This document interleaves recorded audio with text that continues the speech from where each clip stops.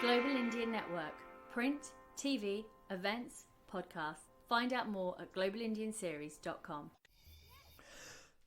Welcome back to the Global Indian Podcast, home to the greatest conversations and the official platform for people of Indian origin and liberal and open minds. Yes, let's face it, we are everywhere. Now, you know, every single week we plunge ourselves into the human experience behind our perceptions of identity, take a second look at the countries we now call home, and tackle the big conversations. Well, this week I received a range of requests right the way across the globe asking me to look into the whole issue in Leicester. Now, for many of you who are not in the know, Leicester was once home for multiculturalism. Over 50 years ago, you had a range of East Africans from Indian extraction that found their way there as home. Most of them came as refugees. Modern day Leicester has a plethora of activity, with many people living side by side until a couple of weeks ago, where we saw some of the worst rioting in its history. There was mobs of people in the streets, and there was what it seemed to be vile acts of identity violence. Now, to help me understand more about the issue, I called up two very dear friends of mine. The first is Hardeep Singh. Now, Hardeep is a senior journalist. His work is read right the way across the UK in some of the big names, including that of Times, Guardian, Spiked, as well as our very own Global Indian Series website. He was the first one to kind of break the story, having a look at fake news and how it kind of roused up this religious-based tension. The second I'm joined by is Zed Sheikh, another dear friend who is a radio presenter in Leicester. He's a culture and community custodian and a very prolific business personality there, an entrepreneur. Between the two, I asked him a range of questions to kind of uncover what the reality is on the ground. And it was a very interesting conversation. I think it takes us a deep dive into something that most people haven't really reported on. But before we get there, I'd like to say a massive thank you to all our dear supporters and sponsors, many of which you'll hear from soon. And if you too would like to find out more about these 50 shades of brand discussions, well, it couldn't be easier. Come to the website. It's globalindianseries.com. There you can see this discussion, the entire repertoire of conversations so far. Now, I must make an apology. Unfortunately, we have had a big issue when it comes to the tech side. My mic has not been working effectively, so you're going to hear a couple of highs of voices and maybe a couple of murmurs of others, but hopefully it just makes for great entertainment as you take on a very difficult conversation. Hope you enjoy this one. Hi, this is Dharmesh Shingala, co-founder of Novus. At Novus, we believe technology leads the way for a meaningful change. We are on a mission to change the way corporations, governments, and institutions interact with information. Same as the Global Indian podcast, help people transform for a better future.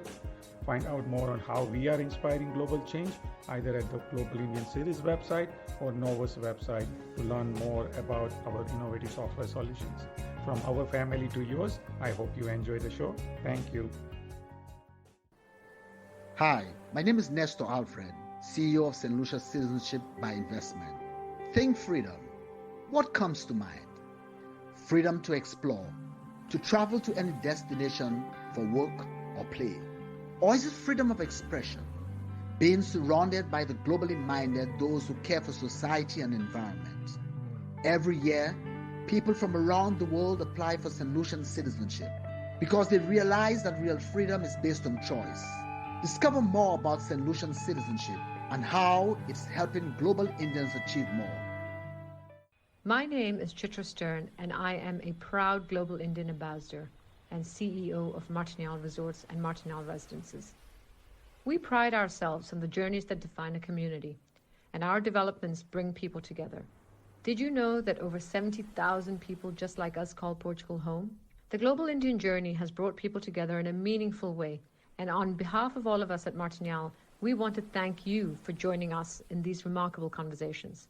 We look forward to seeing you here in Lisbon post-COVID. Hi, my name is Divya and I'm co-founder of the Global Indian podcast. Before you get to today's show, I've got a quick favour to ask. If you've been enjoying our conversations, I'd love if you could take just 1 minute to leave us a review on the platform that you're listening to us on and share our work to friends and family. It helps us out a lot. Word of mouth is the primary way that we grow. Thanks for your continued support. what you've read in the media across the globe and from the big media newspapers in London is not quite factual because, first of all, it wasn't a riot, it was an illegal march, but there were incidents leading up to that march going on for a year where you had some extreme elements taking place in the city of Leicester where they were attacking single Muslim people and causing incitement basically in a couple of areas in Leicester. And it was going on steadily over the last year. And then it emanated to this provocative incitement march that came over to Leicester. It was an illegal march. It wasn't arranged with the police. It wasn't arranged with the local council. And when coach loads are coming there and they wear masks, then that in itself tells you a story. So what you saw happening is the old 1, 2, 3, 4 is to create havoc with these masqueraders and then get the opposition or the alternative to come out there to chant against them and then bring the police out. And then number 4 is to start the demonizing process. And that's exactly what the reality is, which we all have to face up to.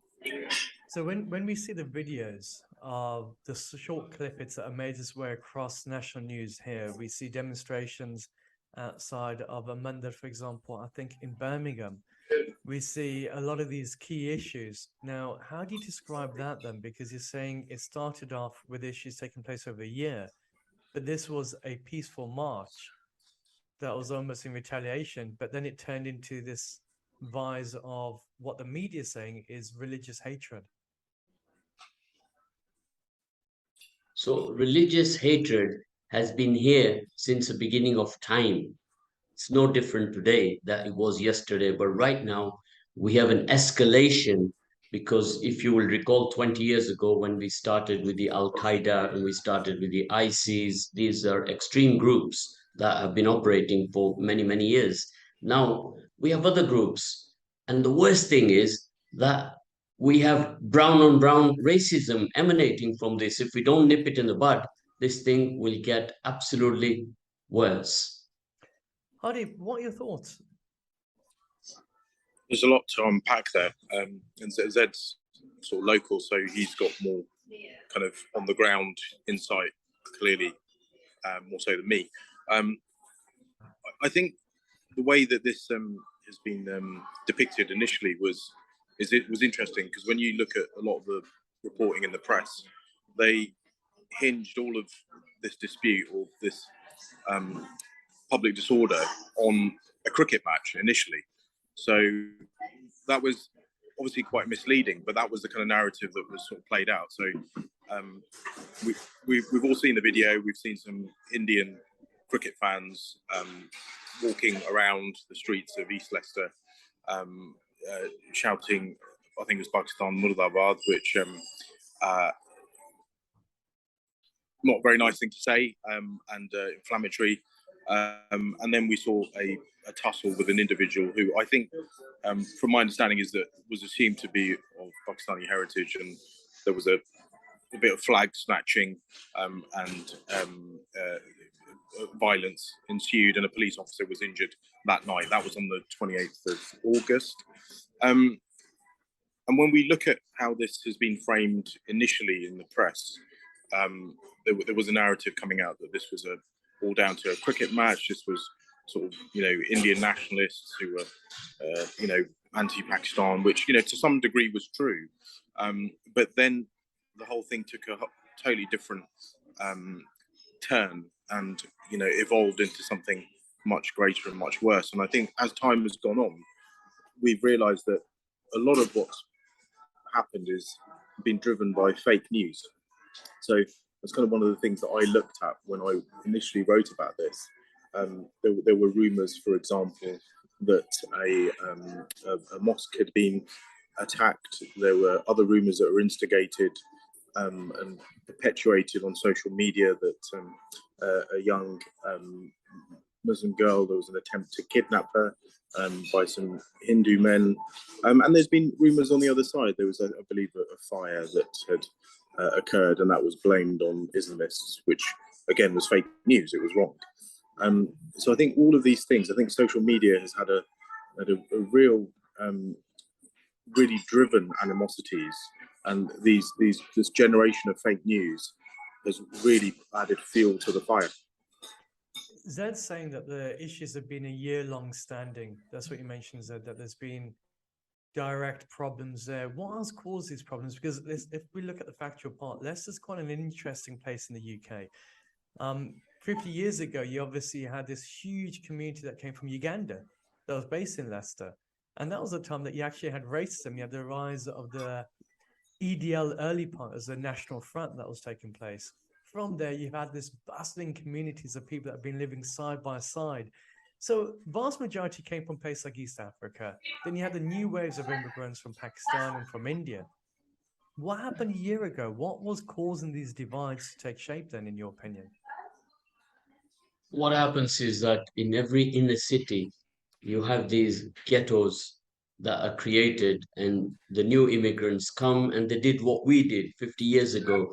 We were living, 15 to a little terraced house, and they go through that. And those days were different. And you all telling me, the world telling me that it has taken 50 years to emanate this problem of religious hatred between two communities who have been living here for so long. We have Sikhs here, we have Muslims that are from Pakistan, Muslims from India, Muslims from Africa, you have Bangladesh Muslims, you have Sri Lankan Muslims, you have Sri Lankan Christians, you have Sri Lankan Indians. I can go on forever. So when you're talking about diversity, up to 50 diversities are living here. And has it taken 50 years for somebody to light a little fire and then everything explodes? So I would much rather today talk about going forward solutions and how we're going to nip this in the bud. How this has emanated, obviously, is important to know. And like, if you remember the last 20 years, the Prevent government set up organization were targeting Muslims in mosques and going to all the faith community, going to the mosques. And today we have a problem of extremism, radicalism, racism, fascism, and we have to deal with that. And we have to call it out. Is it fascism that starts first, or racism, or radicalism, or extremism? Which order would you like to call it out in? They're all related. All these four subjects are interconnected. And if you take young, vulnerable individuals who are poverty stricken, it's going to be very easy to mold them to an ideology which is there to divide humanity. So we've seen it all before. It's nothing new. It's a textbook issue here, right? Which we have to call it out for what it is.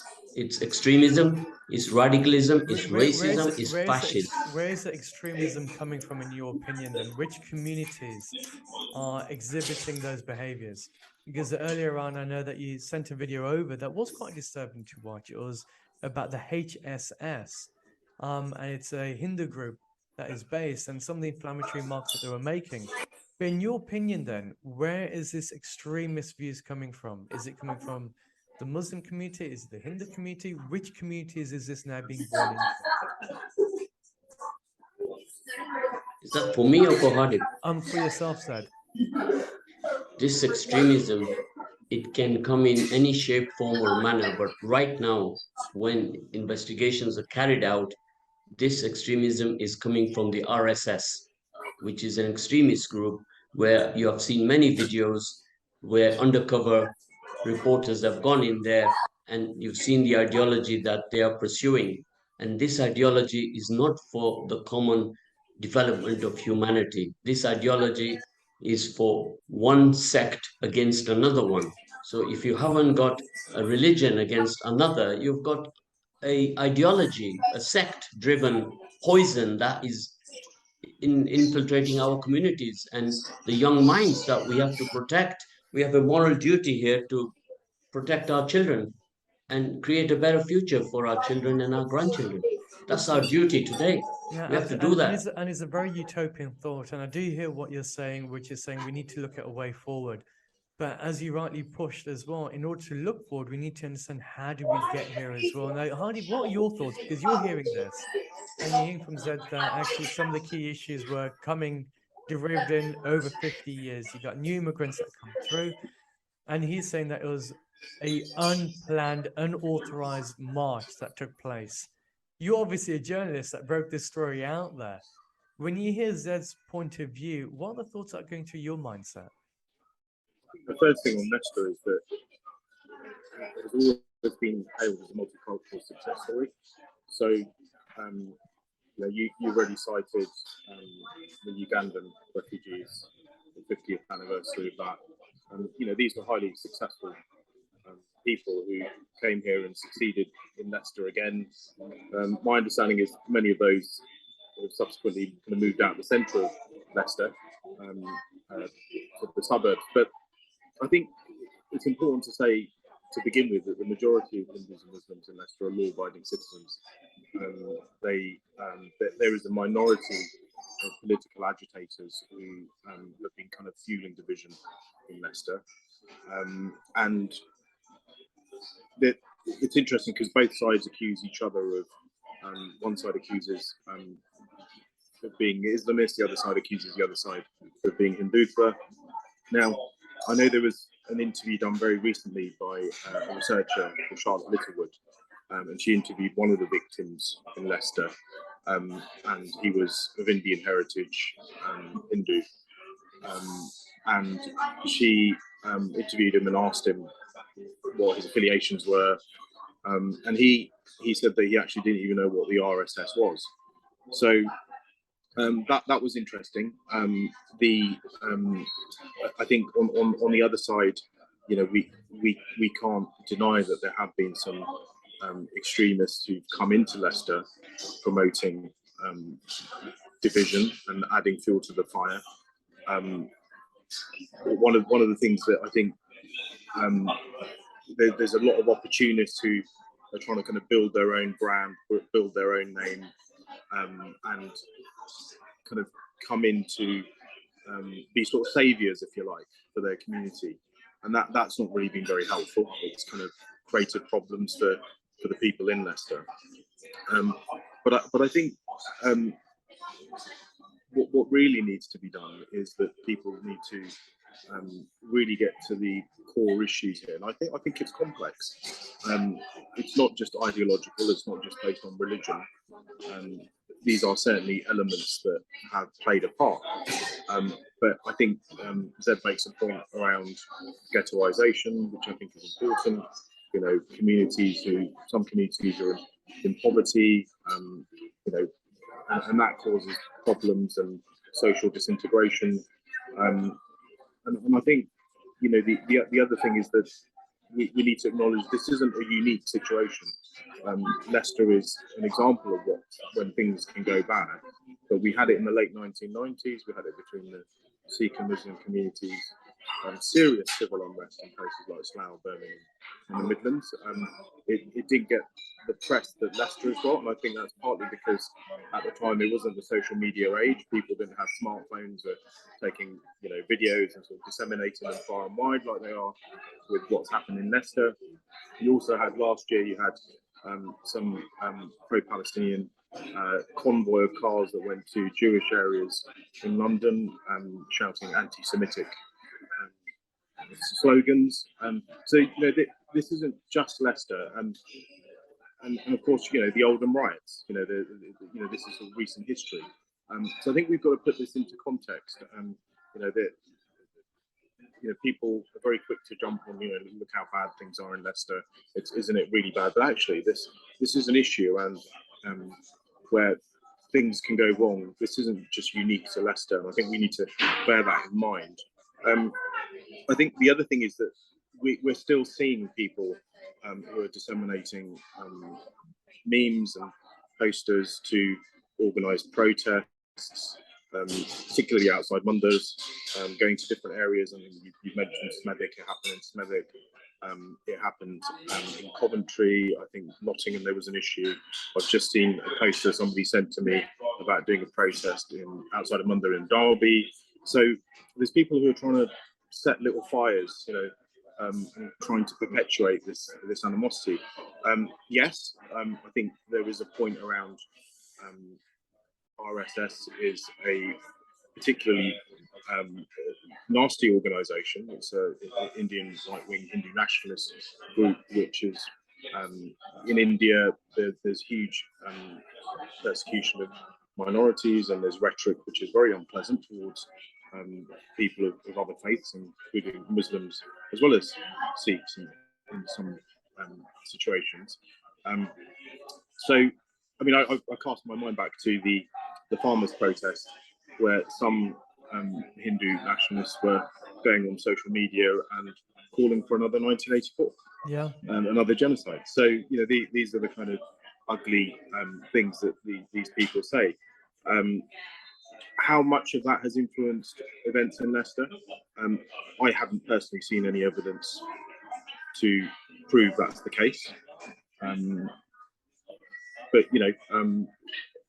that's something that we need to keep an eye on. But I think Zed is right. I think the key thing is how do people move forwards from this. There is a fear that this could carry on in some way, and there could be parallels with what happened with the Protestants and Catholics in Northern Ireland. Let's hope not. But I think the key thing is that people on the ground, community leaders, and I say that phrase with a pinch of salt, because community leaders tend to be leaders perhaps in their own minds, but how much influence they have with the average individual member of the Hindu or Muslim community is something very different at times. Keeping hold of that thought, Zed, I know that we've spoken about this before, and you said some of the key issues that we need to acknowledge is also the council. Now, we did invite a councillor on, and they, at the last minute, decided that they were no longer available. But Zed, do you feel that there's any type of issues also with the council that is helping perpetuate these divides? Well, it's a countrywide problem. You live in inner cities which are all about demographic politics, which really should be changed to demographic politricks. If you have heard of that word in the Oxford Dictionary, politricks, it's going to be the new word one day added to the dictionary. So you have demographic issues where if Indians are living in one particular area, the government or the Labour or the Conservatives or the Lib Dems, they'll pitch an Indian councillor there so that he wins the vote there. That means he's going to pitch and bat for his team. He's not going to pitch for, they're not there on merit. They are selected. They're not elected. So now this councillor who did not turn up today, why did he not turn up? Because he's afraid. He's worried that if he says something, he'll get shot by his party, and they have to follow the party line. Now, when you have 54 councillors who are all sitting there like sitting ducks, they've created a division amongst themselves. You have the Indian councillors and you have the Muslim councillors. How are you going to run the country like that, based on division of human beings? It's interesting that you make that division, though, because you say India as a nation and Muslim as a religion. So then, do the Muslim community see themselves as being Indian, even though they were born in India? Or is it almost like the vibe now that India is no longer seen as a nation that has the Muslim community, the Sikh community, and other minorities?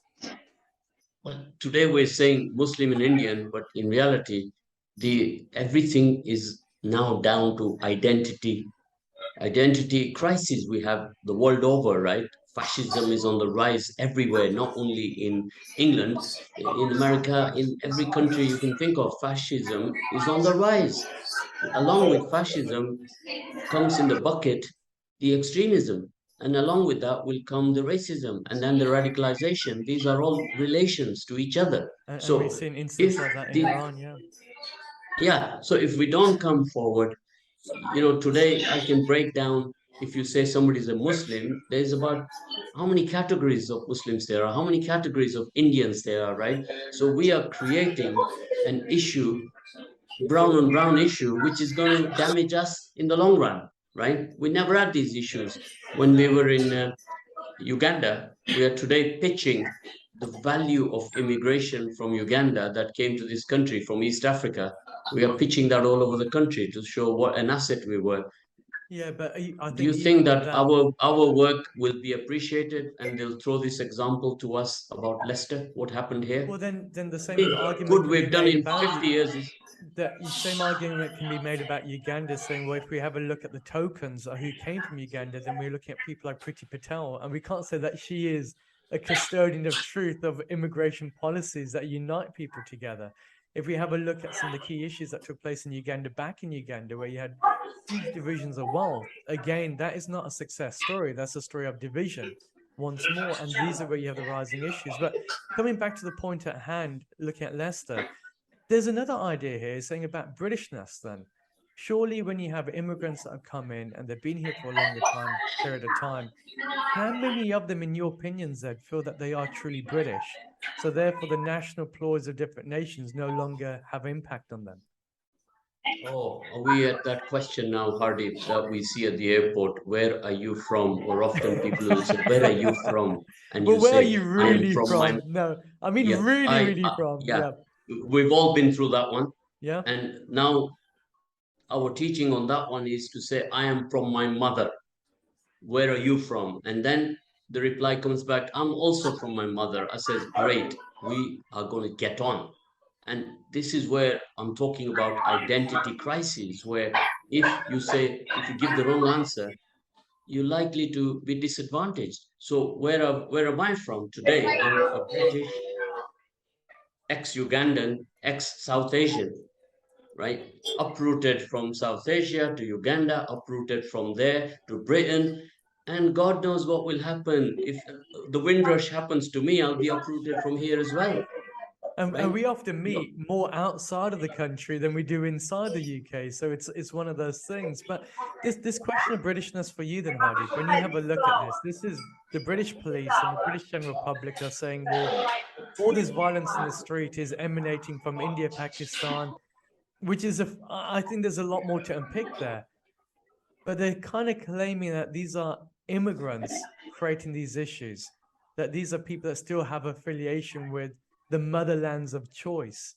Now, there must be a scary rhetoric that is being built up from that side as well, because as much as it is about these inward tensions that are happening there, there's also the way that Great Britain looks towards its immigrants. What are the deeper fears that you have here? What can this cause in the outer run? Well, it sort of depends on how people want to choose to identify themselves, doesn't it? So you've got, we're all British. We stem from the Indian subcontinent. We have our religious affiliations, affinities to some degree. Some people would say they're more secular or humanist. I think one of the issues that one of the criticisms that will come from people that oppose multiculturalism as a sort of policy is that actually, well, Leicester is an example of how those policies over so many years have culminated into this, and it's a total failure. But I think that's unfair. I think the people involved in this are a minority within each of those communities, and to smear kind of everyone and say, well, look, it's all really bad and it's a total failure, I think takes away kind of success stories within the communities, and generally, most people get on. Obviously there are examples of activists that are coming from outside of Leicester, and there was one guy saying some particularly odious things about Hindus and reincarnation, and making some reference to them, how they've been, reincarnated into a pathetic, weak, cowardly people. I think those were his words. So these identities are also causing a conflict, because you've got some people who are, if you like, uber religious and uber identitarian, in the sense that they kind of put their faith before they put any other identity. So, for example, I would probably describe myself as a British Sikh, but other people may not take that view, and their faith would come first, and their loyalty is not to the nation first, but it's to their faith. And I think when you see that, when you see those sort of ideologues kind of popping along, you can see how tensions are created, and how they're perpetuated with what is essentially othering. it's an othering of people. It's a dehumanization, saying actually we're better than them. And I think that's the real danger in this, is that when you get people who are trying to create disharmony and are coming into Leicester from outside, and there have been, I think that's kind of where this problem can go on for longer. I think that really needs to be nipped in the bud. But I think as far as how we reflect on this as an Indian diaspora, I think we need to make sure that the success stories from Uganda, in Leicester, the kind of great businesses, the politicians, the academics, everyone within the Indian diaspora communities are still celebrated, and this is not seen as something that's reflective of everyone from the Indian subcontinent. This is it's a big deal. It's a problem, but it's in many ways this is a minority that's actually involved in this and perpetuating this. So I think, if anything, we need to be kind of very clear on that. We need to sort of celebrate some of the successes of multiculturalism, when actually acknowledging it, actually there are some real downsides to it, and this is an example of one of them. And I suppose that's the thing, multiculturalism for the sake of multiculturalism, and coming from what you said, almost as a social lubricant for vote harvesting, to say, hey, great, look how great and how unique we are as people, and I am the leader, the self-elected leader, member of whichever political party it is that's making this happen. That's where the dangers start to come in, because we're having leaders, as you rightly said, Hardeep, that are coming that probably don't have the community's best interest at heart, but it is about self-gain. Zed, what's your biggest fear when it comes to a place like Leicester?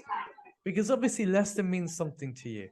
You mean something to Leicester, but does it mean anything to each other at this moment in time? Because obviously you're saying the divides have been there, and it's not just a tinderbox that overnight it just ignites, that this is something that's been ongoing.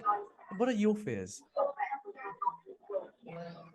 I fear for the next generation, our children and our grandchildren, because if we don't have those mindsets set correctly, then I fear for tomorrow. Definitely. So yesterday was good because we Asians came here, we all were penniless and we worked hard, and we after 50 years we see this problem there. And I agree with Hardeep that this is a fringe element, a minority that is causing this problem. And then the fake media is kicking in, the narrative is changing around. When media the world over picks it up, you see victimhood being played out, right? Fabricated stories, and the perpetrators play victim. And it's how well you market that, you're going to win brownie points from. This is what is a big danger to all of us, right? The media have a role to play, and all I'm asking is that the whole establishment, the councillors, the MPs, everybody, all of us should come together, and we should condemn any form of extremism wherever it comes from. It does not matter which country it comes from. We should condemn extremism. We should condemn radicalism. We should condemn racism. We should condemn fascism. Otherwise, all our journey of the DCI, which I don't know if Hardeep is aware of DCI. Hardeep, are you aware of that? No, you'll have to educate me, Zed.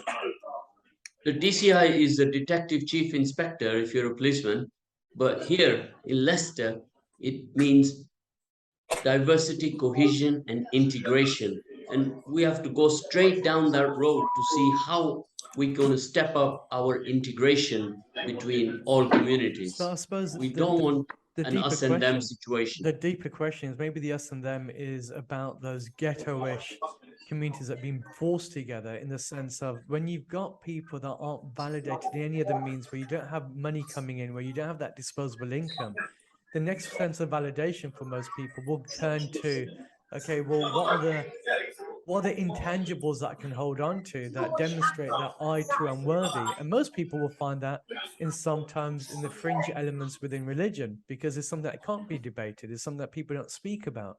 And now when all of a sudden you hold on to that, you will fight fearlessly for that. And it's not because you're religious, it's because you're not being awarded any other opportunity, in my mind, in the economic sense to actually have progress being done.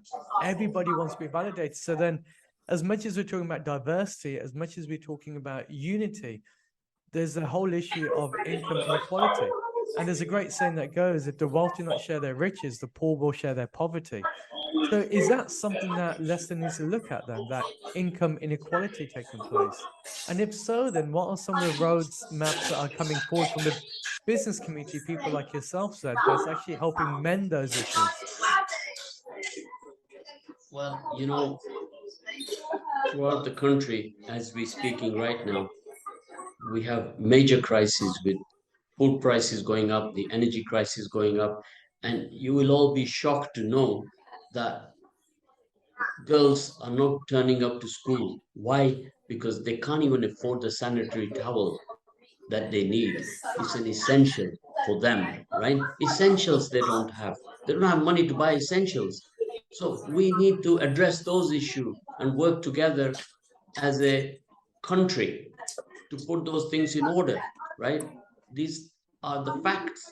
I feel very, very sad about that because in Uganda, that is what we're doing. We're creating sustainable sanitation for the girls there. They don't come to school because of that reason. And how do you think I feel when I come to England and I find that the same thing is happening here? I was shocked. Are you not shocked to hear that?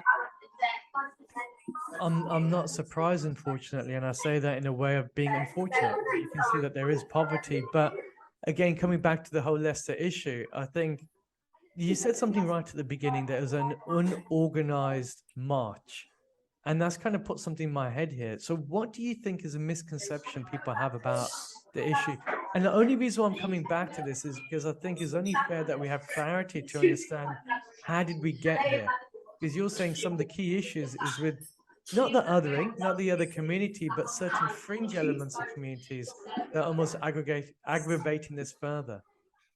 So when the unorganized march, what I meant by that is that when you want to conduct a march, you have to seek permission from the police and you have to seek permission from the council, right?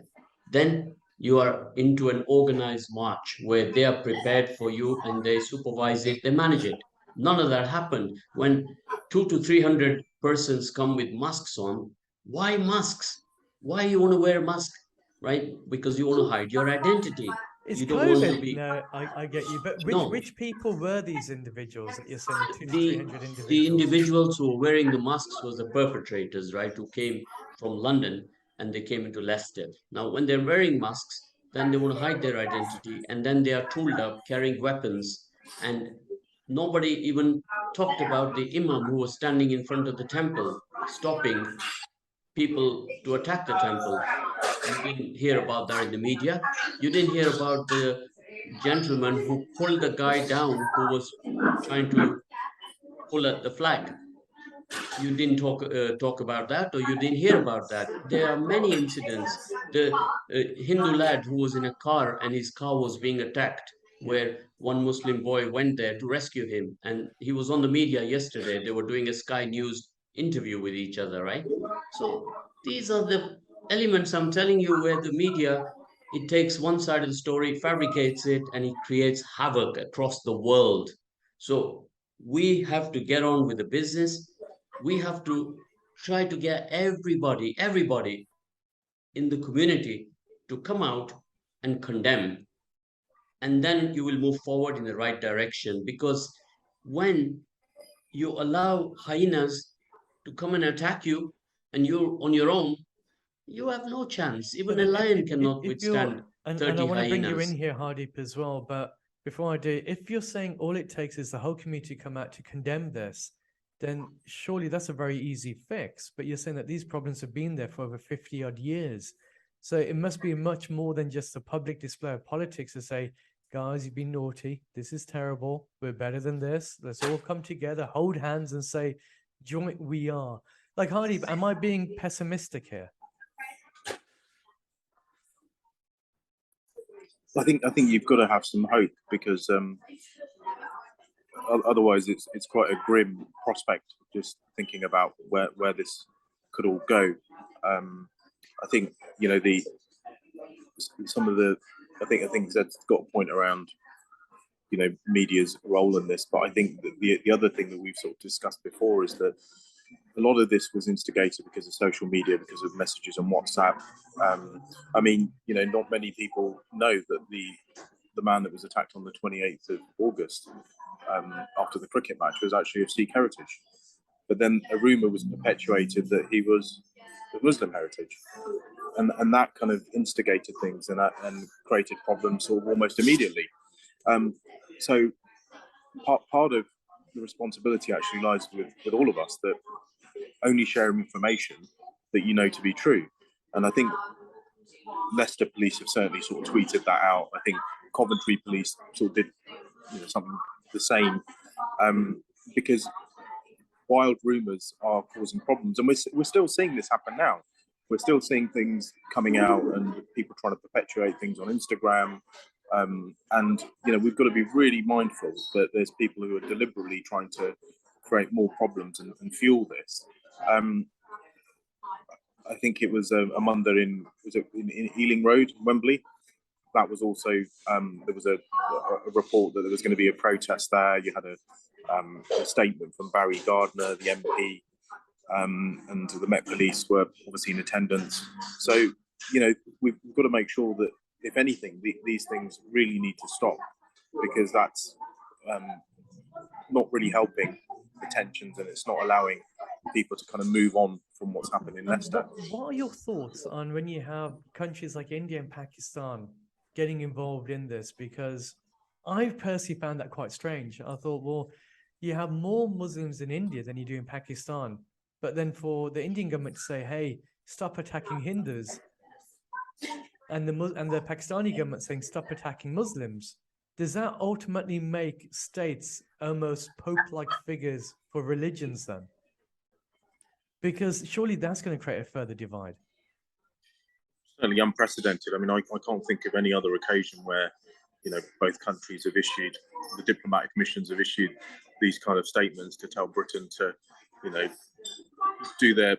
police to do their job properly and make sure that each respective community is protected. It's an interesting question. I think, there's a really big Gujarati Muslim community in Leicester. And I think over the years, I think generally they've actually really got on with the Hindu Gujarati community from India. They're both Indian, they have a lot in common. Both of these people have families and properties back home, generally very well integrated. So I think some of these problems have been attributed to people who have been more recent migrants in the last 6 years from Daman-Diu. That's certainly something that's come up a few times. And I think some of the protagonists, I think it was one of the publications was talking about almost half, I believe, of those that were arrested during the clashes were people that came from outside of Leicester. Places like Birmingham, Luton, I think one example was Hounslow as well. And these aren't necessarily people from the Indian community. So what you've got to remember is actually it's not as straightforward as, this is India, Pakistan. It's actually much more complicated. And I think when we talk about this, we've got to be mindful of the complexity and acknowledge that actually the vast majority of the Muslim Gujarati community and the Hindu Gujarati community who emanate from India generally get on. I think part of this is, as we've discussed, is external agitators and political agitators from outside. Even Amjad Chowdhury has made comments on Leicester now. He said that there should be Muslim patrols. So you can see the kind of characters that are kind of, using this to, in many ways, promote themselves. Final thoughts with you, Zed. Where do we go from here then? I think I will go down the same route, what I mentioned earlier on, that everyone has to come out together, not individually. Today, I'm coming out individually to say that everybody should come out together, right? Together, everyone achieves more success. And if we don't do that, then we're not going to fix this problem. Now, after that, once we've done that, we should then start displaying, showcasing the 10 beautiful projects going on in the city right as we speak, which are collectively done by Hindus and Muslims together, right? So we should take the religion out of this and we should focus on our humanity. So it's That's really where a we need question of, to. is almost really looking at the rise of South Asian identity outside of the parameters of these two government organizations, India and Pakistan, and saying, actually, well, we're now here in the UK, we're now British, and what does this new identity mean to us? What do we mean to it? And then how do we gel together? It is a rather perplexing question because I think there's a lot more to unpick from here, but we'll call it a wrap from here. I think it's been a fantastic discussion so far, and a massive thank you to you both for joining in. Zed, I feel like you want to say something. You got that look on your face.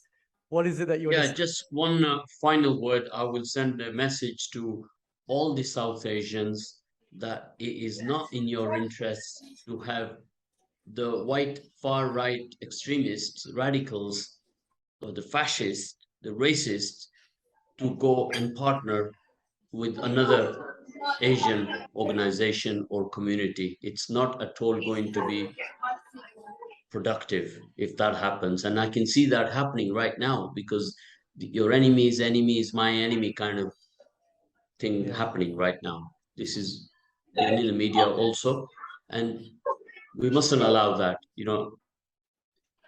That's my final message on this is that keep away from extremism, radicalism, nationalism, patriotism, all these things that are there to divide communities. Religionism, is that one of those?